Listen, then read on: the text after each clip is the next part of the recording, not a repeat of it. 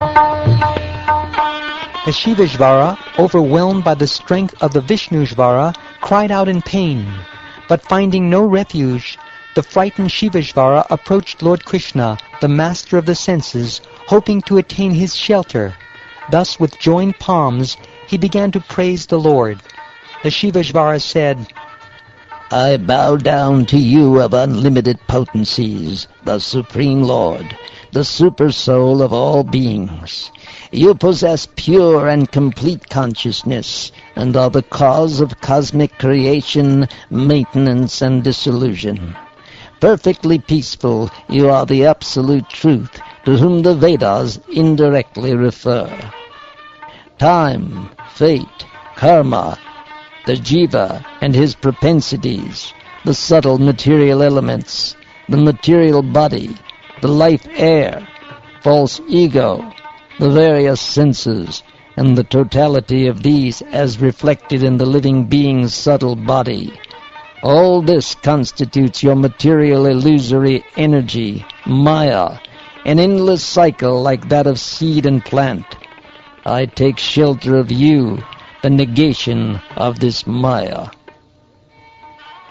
With various intentions, you perform pastimes to maintain the demigods, the saintly persons, and the codes of religion for this world. By these pastimes, you also kill those who stray from the right path and live by violence. Indeed, your present incarnation is meant to relieve the earth's burden.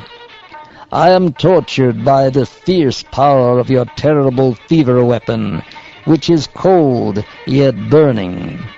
All embodied souls must suffer as long as they remain bound to material ambitions, and thus averse to serving your feet. O three-headed one, I, the Supreme Lord, am pleased with you. May your fear of my fever weapon be dispelled, and may whoever remembers our conversation here have no reason to fear you.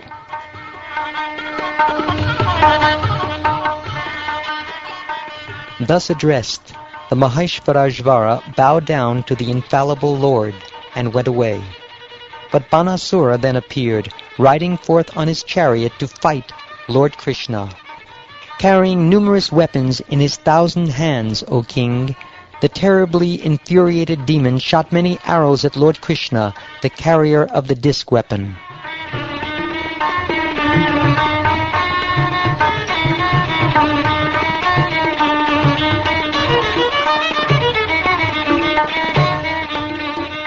As Bana continued hurling weapons at him, the Supreme Lord began using his razor-sharp chakra to cut off Banasura's arms as if they were tree branches. Lord Shiva felt compassion for his devotee Banasura, whose arms were being cut off, and thus he approached Lord Chakrayudha, or Krishna, and spoke to him as follows. Sri Rudra said, You alone are the absolute truth, the supreme light, the mystery hidden within the verbal manifestation of the Absolute. Those whose hearts are spotless can see you, for you are uncontaminated like the sky. The sky is your navel, fire your face, water your semen, and heaven your head. The cardinal directions are your sense of hearing, herbal plants, the hairs on your body, and water-bearing clouds, the hair on your head. The earth is your foot, the moon your mind, and the sun your vision, while I am your ego. The ocean is your abdomen, Indra your arm, Lord Brahma your intelligence, the progenitor of mankind your genitals, and religion your heart. You are indeed the original Purusha, creator of the worlds. Your current descent into the material realm, O Lord of unrestricted power, is meant for upholding the principles of justice and benefiting the entire universe. We demigods, each depending on your grace and authority, develop the 7 planetary systems. You are the original person, one without a second, transcendental and self-manifesting. Uncaused, you are the cause of all, and you are the ultimate controller.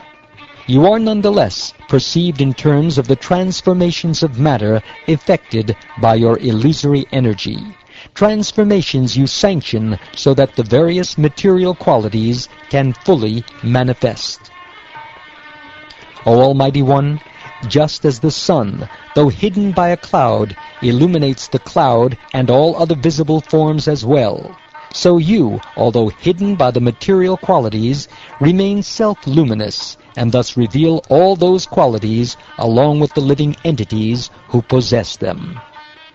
Their intelligence bewildered by your Maya, fully attached to children, wife, home, and so on, persons immersed in the ocean of material misery sometimes rise to the surface and sometimes sink down. One who has attained this human form of life as a gift from God, yet who fails to control his senses and honor your feet, is surely to be pitied, for he is only cheating himself. That mortal who rejects you, his true self, dearmost friend and Lord, for the sake of sense objects, whose nature is just the opposite, refuses nectar and instead consumes poison. I, Lord Brahma, the other demigods, and the pure-minded sages have all surrendered wholeheartedly unto you, our dearmost self and Lord. Let us worship you, the Supreme Lord, to be freed from material life. You are the maintainer of the universe, and the cause of its creation and demise. Equipoised and perfectly at peace, you are the true friend, self, and worshipable Lord. You are one without a second, the shelter of all the worlds and all souls. This Banasura is my dear and faithful follower, and I have awarded him freedom from fear. Therefore, my Lord, please grant him your mercy, just as you showed mercy to Prahlad, the lord of the demons. My dear Lord Shiva, for your pleasure, we must certainly do what you have requested of us. I fully agree with your conclusion. I will not kill this demonic son of Varochani, for I gave Prahlad Maharaj the benediction that I would not kill any of his descendants. It was to subdue Banasura's false pride that I severed his arms, and I slew his mighty army because it had become a burden upon the earth. This demon, who still has 4 arms, will be immune to old age and death, and he will serve as one of your principal attendants. Thus he will have nothing to fear on any account.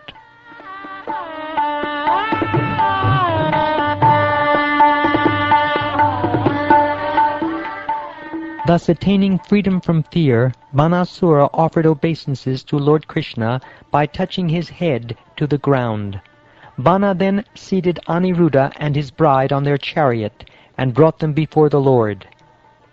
At the front of the party, Lord Krishna then placed Aniruddha and his bride, both beautifully adorned with fine clothes and ornaments, and surrounded them with a full military division. Thus Lord Krishna took his leave of Lord Shiva and departed.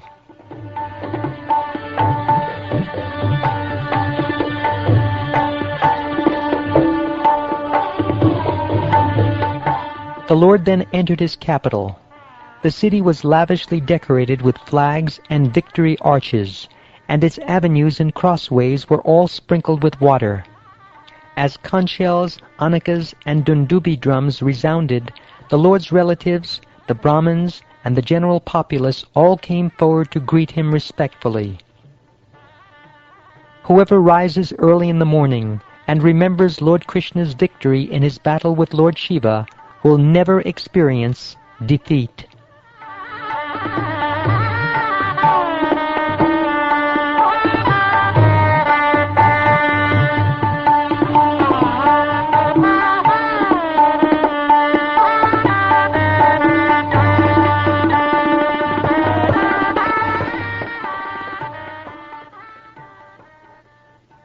Thus ends the 63rd chapter of the 10th canto of the Shrimad Bhagavatam,